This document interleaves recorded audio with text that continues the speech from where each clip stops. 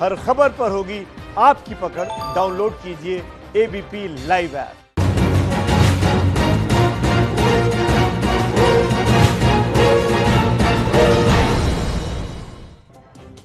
नमस्कार, ABP news पर संविधान की शपथ के साथ हाजिर हूं मैं रुमाना इसार खान। आज से देश के कई हिस्सों में लॉकडाउन में रियायतें देने की शुरुआत हुई है। हालांकि दिल्ली, मुंबई, अहमदाबाद जैसे कोरोना हॉटस्पॉट, जहां 1000 से ज्यादा के आंकड़े आ चुके हैं, कोरोना के मरीज आ गए हैं, वहां कोई छूट नहीं दी गई है। अच्छा, पंजाब, कर्नाटक, तेलंगाना जैसे राज्य जो हैं वो बहुत ज्यादा एहतियात बरतते हुए बड़ी सीमित छूट दे रहे हैं। अभी देश में कोरोना के 17,265 मरीज हैं। मरने वालों का आंकड़ा 543 पर है।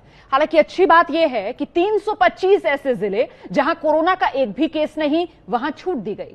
साथ ही राज्य सरकारें स्थितियों का जायजा लेकर अपने अपने यहां छूट दे रही हैं। जैसे उत्तर प्रदेश में योगी आदित्यनाथ ने 56 जिलों में रियायत दी है। लेकिन आज ही तस्वीरें ऐसी भी सामने आई जो परेशान करती हैं। हाईवे पर गाड़ियों की कतार से लेकर बाजार में भीड़ तक। सवाल है, कहीं लॉकडाउन में छूट जल्दबाजी तो नहीं, कहीं लॉकडाउन में राहत आफत तो नहीं बन जाएगी? कुछ राज्यों में लॉकडाउन की ढील पूरे मकसद को कहीं नाकाम तो नहीं कर देगी? जरा रिपोर्ट देखिए। लॉकडाउन में छूट से छूटे प्रशासन के पसीने। यूपी में 19 ऐसे जिले हैं जहां पर 10 या 10 से ज्यादा केसेस हैं। वहां पर ज्यादा सुविधाएं नहीं शुरू की गई हैं। जो पहले सिस्टम चल रहा था वैसे ही चल रहा है। लेकिन जो बाकी 56 जिले हैं, उन 56 जिलों में आज जो कई ऐसी चीजें हैं जो केंद्र सरकार के गाइडलाइंस के मुताबिक शुरू की गई हैं, और यही वजह है कि सड़कों पर आज रोज की तुलना में ज्यादा भीड़ दिखाई दे रही है। जरा सी छूट में लोग करते नजर आए बड़ी चूक।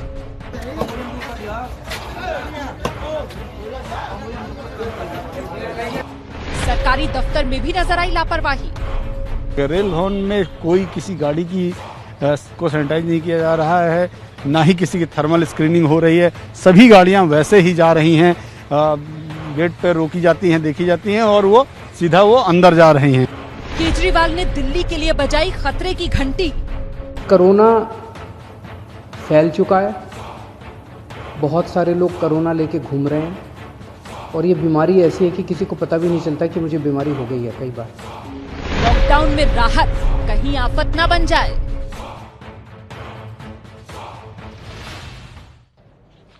इसी पर चर्चा करने के लिए दो खास मेहमान इस वक्त हमारे साथ मौजूद हैं। बीजेपी की तरफ से पार्टी के प्रवक्ता शाजिया इल्मी हमारे साथ मौजूद हैं और आम आदमी पार्टी के प्रवक्ता राघव चड्ढा इस वक्त हमारे साथ मौजूद हैं। बहुत बहुत स्वागत आप दोनों का। मुझे लगता है पहले शाजिया को आना चाहिए। शाजिया, इस समय डर इस बात का है कि कहीं ये जो लॉकडाउन में छूट है, राहत है, ये आफत तो नहीं बन जाएगी? देखिए, ये इतना कॉम्प्लेक्स इशू है, क्योंकि अगर आप बिल्कुल पूरी तरह से बंद कर देते हैं तो जाहिर है लोगों पर, उद्योग पर और जो जरूरियात की चीजें हैं उन पर असर पड़ता है। और अगर आप एहतियात नहीं बरतते हैं तब भी कोरोना वायरस बढ़ता है। तो मुझे लगता है सोच समझकर हर एक राज्य अपने विवेक, अपने सामर्थ्य के हिसाब से इसको खोल रहा है। या जैसे केरल में देखिए, केरल में उन्होंने कई सर्विसेज खोल दी हैं, कुछ रेस्टोरेंट्स भी खोल दिए हैं, वापस ले लिया है उन्होंने। नाई है वो उन्होंने ऑर्डर वापस ले लिया है। उनको जब गृह मंत्रालय की तरफ से कहा गया कि आप विचार कीजिए, तो उसके बाद अब उन्होंने वापस ले लिया है वो। और हाँ। उन्होंने वापस लिया है, लेकिन उन्होंने उस वक्त यहाँ तक कि जो जैसे बेसिक सर्विसेज होती है नाई की और ये सब भी अलाउ की। हाँ। अब यहाँ पे है कि प्लम्बर्स हैं, कारपेंटर्स हैं, तो उनको अलाउ कर दिया है। जैसे पेस्ट कंट्रोल वाले हैं। अब आईटी इंडस्ट्री में 50% क्या कह दिया गया है कि सोशल डिस्टेंसिंग के साथ 50% ऑफिसेज की कैपेसिटी में वो खोले जाएंगे। कृषि उद्योग में पूरी तरह से एक तरह से खोला गया है। ढाबों पर छूट दी गई है कि ढाबे जो हाईवेज पर हैं वो हो, और एसेंशियल सर्विसेज और ई कॉमर्स से रिलेटेड जो भी कंपनीज हैं वो अपना काम करें, क्योंकि पूरी तरह से इकोनॉमी तो हम चाहेंगे नहीं कि ठप हो। तो मुझे लगता है कि केंद्र सरकार सोच समझकर अब कदम रख रही है और राज्य सरकारें भी अपने अपने हिसाब से जो बेस्ट है उनके रिसोर्सेज के हिसाब से वो अपना काम कर रहे हैं। ये समन्वय बनाना जरूरी है, लेकिन बहुत ज्यादा ढिलाई नुकसानदेह हो सकती है। आप सही कह रही हैं, बिल्कुल समन्वय बनाना जरूरी है। बहुत ज्यादा ढिलाई जो है वो नुकसानदेह हो सकती है, बड़ी बात, कोरोना काल है, संकट काल है, लेकिन ऐसे में वो तालमेल बनेगा कैसे, यही मेरा पॉइंट है। और मैं अब चलती हूं राघव चड्ढा के पास, वो इसलिए क्योंकि कल जब हम दिल्ली के मुख्यमंत्री को सुनते हैं तो दिल्ली के मुख्यमंत्री कहते हैं कि साहब कोरोना दिल्ली में फैल चुका है, और फिर आज हम देखते हैं किस तरीके से दिल्ली के अंदर केंद्र के जो दफ्तर हैं वो खुलते हैं। वो दफ्तरों में काम करने वाले दिल्ली में ही रहते हैं ना, वो दफ्तरों में काम करने वाले दफ्तर जाएंगे, वापस अपने घर पर आएंगे। मैं समझ नहीं पा रही हूं कि ऐसे में एहतियात कैसे बरती जाएगी। राघव चड्ढा, कोई फॉर्मूला है आप लोगों के पास? जी, 2-3 विषय हैं। पहली चीज तो यह है कि दिल्ली सरकार द्वारा जो भी दिशा निर्देश जारी किए जाते हैं वो केंद्र सरकार के तमाम अधिकारियों को छोड़कर बाकी सब पर लागू किए जाते हैं। केंद्र सरकार के जो दफ्तर और अधिकारी हैं उन पे केंद्र सरकार का ज्यूरिसडिक्शन है और उनके द्वारा जारी किए गए ऑर्डर्स उस पे लगते हैं। बिल्कुल। माननीय प्रधानमंत्री जी ने जब सभी मुख्यमंत्रियों के साथ वीडियो कॉन्फ्रेंस करी तो उसमें उन्होंने कहा कि मैं ये जिम्मेदारी राज्यों पर छोड़ता हूं, वो तय करें कि कितनी रियायतें देनी है, कितनी रिलैक्सेशन आपने अपने अपने राज्य में देनी है। हम इस फैसले पर पहुंचे रोमाना जी कि हमारा राज्य जो है वो दुगनी मार झेल रहा है अन्य राज्यों के मुकाबले। हमारे देश की आबादी का मात्र 2% हिस्सा, यानी कि आबादी के 2% लोग दिल्ली में रहते हैं, लेकिन कोरोना वायरस के जितने भी मामले सामने आए पूरे देश भर में उसका 12% हिस्सा दिल्ली में देखा गया। इसके कुछ कारण हैं। पहला कारण है कि अंतरराष्ट्रीय ट्रैवलर जो हैं वो इंदिरा गांधी इंटरनेशनल एयरपोर्ट यानी कि दिल्ली पर अवश्य आते हैं। जो इंसान हिंदुस्तान आ रहा है वो दिल्ली जरूर आता है, और ये सारी बीमारी विदेशों से आई है, हमारी द्वारा तो उत्पन्न की नहीं गई है। तो जितने विदेशी आए उनका केंद्र दिल्ली बना और दिल्ली में ये फैलने की एक पोटेंशियल नजर आया। दूसरी चीज, मरकज का जो पूरा मामला हुआ, मरकज का केंद्र भी दिल्ली रहा, इसीलिए दिल्ली के अंदर हमें बहुत सोच समझकर फैसला लेना होगा। और बीते 21 दिन के जो हमारे दिल्ली वालों की, दिल्ली सरकार की तपस्या है, यदि वो तपस्या का फल, अगर हमने ये लॉकडाउन खोल दिया या रियायतें दे दी तो हो सकता है ये फल विफल हो जाए, उसे भी सावधानी से देखना होगा। और मैं एक चीज आपके चैनल पर बड़े स्पष्ट शब्दों में कहना चाहता हूं, वो ये है कि कोई व्यक्ति ये ना सोचे कि अगर मुझे खांसी आ रही है या मेरा बदन टूट रहा है या मुझे बुखार है तभी मुझे कोरोना वायरस की बीमारी है। यदि आपके अंदर इस प्रकार का कोई भी लक्षण नहीं है तो भी आप कोरोना वायरस के कैरियर हो सकते हैं, बीमारी के वायरस के कैरियर हो सकते हैं। हमने परसों जब 736 लोगों की जांच करी, 736 लोगों में से रोमाना जी 186 लोगों में ये बीमारी पाई गई और 186 में से एक भी व्यक्ति को इस बीमारी का कोई भी लक्षण नहीं था। मैं इसीलिए ये सवाल कर रही थी कि साहब ये कोरोना काल है, संकट काल है, ये केंद्र और राज्य की सीमाएं देखकर तो आएगा नहीं कि साहब यहां पर दिल्ली सरकार का ज्यूरिसडिक्शन है, क्योंकि यहां पर इन्होंने हॉटस्पॉट सील किए हुए हैं, कंटेनमेंट एरिया सील किया हुआ है, तो यहां पर मुझे कैद होकर रहना है। ये केंद्र सरकार का आ गया, यहां पर दफ्तर चल रहे हैं तो यहां पर मैं अटैक कर लूंगा। मैं यही तो जानना चाह रही हूं कि आखिरकार जिस तरीके से दिल्ली में केंद्र के दफ्तर चल रहे हैं, मुझे मालूम है, मेरे दर्शकों को मालूम है, उस पर आप लोगों का जोर नहीं है, लेकिन क्या ये दिल्ली के हित में है, दिल्ली वालों के हित में है? मैं तो बस ये जानना चाह रही हूं। देखिए, मैं ये कहना चाहूंगा, देखिए कुछ ऐसे डिपार्टमेंट्स होते हैं, विभाग होते हैं जो ना चलें तो रोजमर्रा के जीवन में जनता को परेशानी आएगी। मैं अपना ही उदाहरण देता हूं। सही। माननीय मुख्यमंत्री अरविंद केजरीवाल जी और उनकी सरकार द्वारा और माननीय स्पीकर साहब द्वारा मुझे दिल्ली जल बोर्ड का उपाध्यक्ष बनाया गया। जल बोर्ड जो है वो दिल्ली में जगह जगह पानी देता है, ये एक एसेंशियल सर्विस है। यदि मैं अपने कार्यालय जाना छोड़ दूं या जल बोर्ड के तमाम अधिकारी कार्यालय जाना छोड़ दें तो आज दिल्ली में पानी नहीं मिलेगा लोगों को, सीवर की व्यवस्था बिगड़ जाएगी। दिल्ली सैनिटाइजेशन ड्राइव जो माननीय मुख्यमंत्री जी के आदेश अनुसार हो रही है वो नहीं होगी। तो कुछ ऐसी एसेंशियल सर्विसेज हैं जिन्हें करना अति आवश्यक है। मुझे लगता है अगर केंद्र की सरकार ने कुछ ऑफिसर्स को, कुछ ज्वाइंट सेक्रेटरी लेवल के जो हमारे अधिकारी हैं उनको कहा है कि आपको कार्यालय जाना है, अपना काम संभालना है, तो जाहिर सी बात है वो विभाग और उनका काम एसेंशियल सर्विसेज के दायरे में आता होगा। ज्वाइंट सेक्रेटरी और उसके ऊपर के रैंक के अधिकारी हैं, उनको बाकायदा कहा गया है, वो बहुत ही एहतियात बरत रहे हैं, वो किसी से नहीं मुलाकात कर रहे हैं और वहां पे इंडिविजुअल तौर पर हर एक दफ्तर में मुझे इसका थोड़ा अंदाजा है, ना सिर्फ स्क्रीनिंग हो रही है, थर्मल स्क्रीनिंग हो रही है, बल्कि पूरी तरह से वो सैनिटाइज्ड है।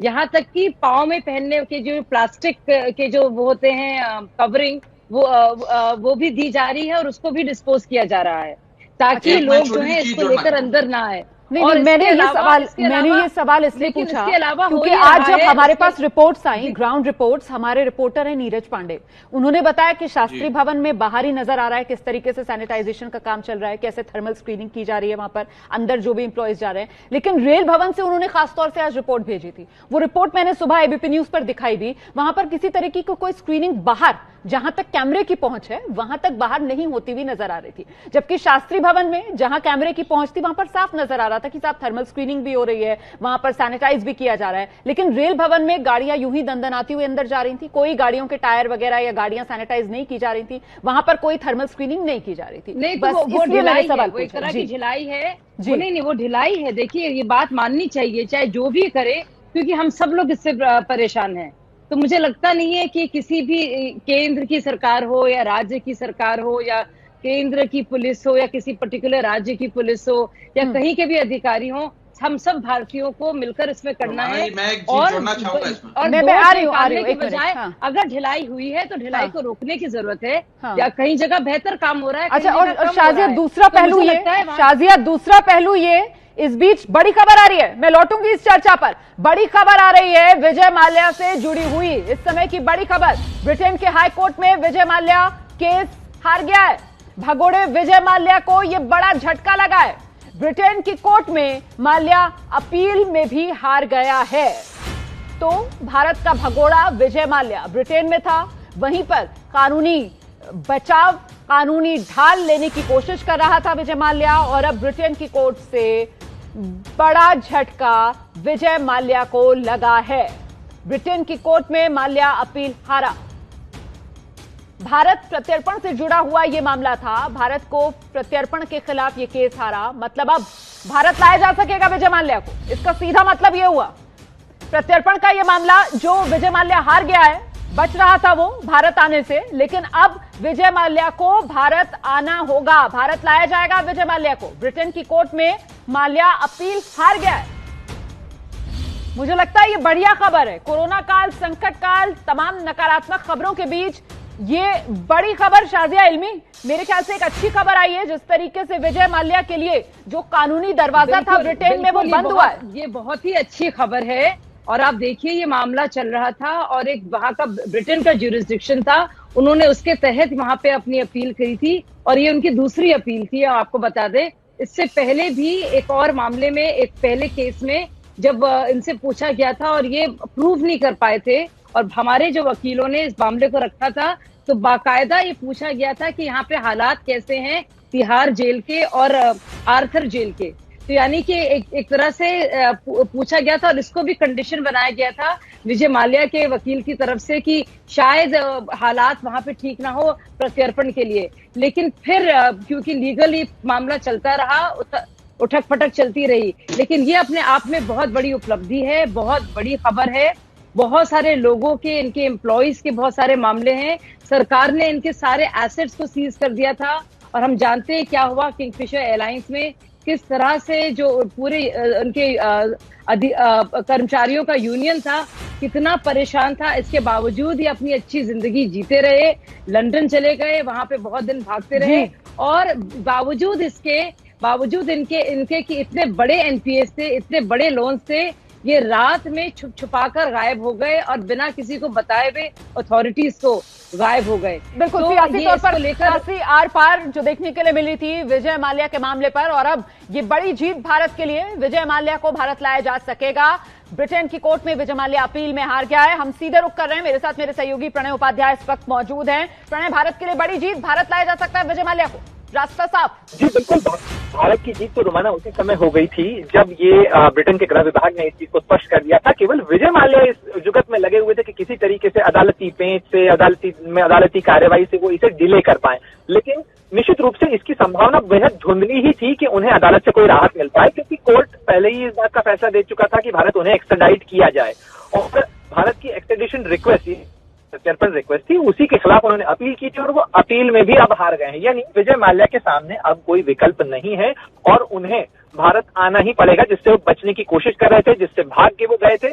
ये निश्चित रूप से एक बड़ी नजीर भी है रोमाना, क्योंकि भारत के आर्थिक भगोड़ों के लिए भी एक तरीके से ये जो है नजीर साबित होगा। जो लोग भाग के गए हैं और उनके ही साथ में विजय माल्या ही जैसे रास्ते पे जो उन्हें फॉलो कर रहे हैं नीरव मोदी, ये उनके लिए भी एक चेतावनी है कि देर सवेर उनके साथ भी यही हश्र होगा। बिल्कुल, बहुत बहुत धन्यवाद प्रणय उपाध्याय आपका इस तमाम जानकारी के लिए। तो देखिए, भारत लाने का विजय माल्या, भगोड़े विजय माल्या को रास्ता साफ हो गया है। ब्रिटेन की कोर्ट जहां अपील की थी विजय माल्या ने, अपील हार गया है विजय माल्या। भारत की बड़ी जीत। तो बड़ी खबर इस वक्त की यही है कि विजय माल्या को भारत लाया जाएगा, प्रत्यर्पण होगा विजय माल्या का। ब्रिटेन की कोर्ट जहां पर कानूनी ढाल बनाने की कोशिश विजय माल्या कर रहा था, हार गया है विजय माल्या केस। इसी पर मुझे लगता है एक रिएक्शन जल्दी से राघव चड्ढा का लेना चाहिए हमें। राघव, क्या लगता है आपको, भ्रष्टाचार के खिलाफ जो मोदी सरकार की प्रतिबद्धता है, ये उसकी जीत हुई है? देखिए, सबसे पहली बात तो यह है कि विजय माल्या एक ऐसे व्यक्ति थे जिन्होंने देश के बैंकों को लूटा, देश के आम नागरिक का बैंक में जमा पैसा उन्होंने लूटा और वो लेकर वो फरार हो गए। जब फरार हुए उससे कुछ घंटे पहले वो भारत की संसद में पाए गए, कुछ पार्टियों के समर्थन से वे राज्यसभा के सदस्य भी थे, और बताया जाता है कि उनको एक बहुत बड़ी जहाज का इंतजाम कराकर पूरे बोरिया बिस्तरा बांध कर भगाने के लिए पूरा सारी सहायता भी तमाम कॉर्नर्स ऑफ द गवर्नमेंट से मिली। तो इस सब में जांच होनी चाहिए। विजय माल्या वहां कैसे पहुंचे, इसमें जांच भी होनी चाहिए। और अंततः यदि भारत सरकार की कोर्ट में जीत हुई है तो मैं भारत सरकार को बधाई भी देता हूं और अनुरोध करूंगा वित्त मंत्रालय से कि जल्द से जल्द विजय माल्या को एक्स्ट्राडाइट करके जो एक मैं कहूं वित्तीय आपराधिक